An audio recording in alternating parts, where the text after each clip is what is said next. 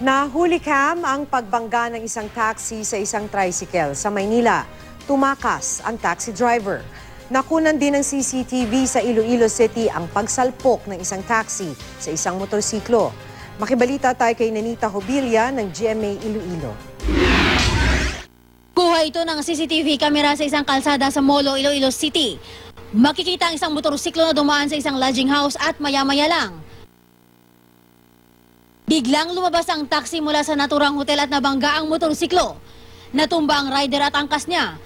Hindi nakatayo ang rider dahil napilay ang kanyang paa. Tinulungan ng mga residente ang mga biktima at dinala sa ospital.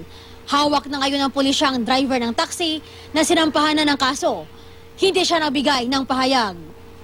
Nahulikam din ang pagbangga ng isang taxi sa isang tricycle sa kanto ng Metrica at Matimia Street sa Maynila. Patawid ng kalsada ang tricycle nang biglang salpukin ng taxi. Sa lakas ng impact, tumilapon ang driver ng tricycle. Pero ang taxi, imbes na tulungan ang biktima, nag-U-turn at tumakas. Hindi naman makakilos ang biktima.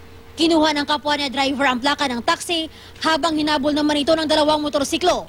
Ang biktima, may panawagan sa driver ng taxi. Nabasag po yung tangke. Tsaka yung dito sa may ibang side na sira din. Yun lang sana hinahangad ko sa kanya na sana masulbaran niya yung problema ko. Okay naman yun, hindi ko naman siya papakulong. Magsasampa ng kaso ang barangay laban sa taxi driver. Alam na ng LTO kung kanino nakarehistro ang taxi at nakikipag-ugnayan sila ngayon sa may-ari. Nakita rin sa CCTV video na may pasahero ang taxi nang mangyari ang insidente at nananawagan ang otoridad sa sakay nito na makipagtulungan sa pagresolba sa kaso. Ninita Hobilia, Nagbabalita, Pilipinas.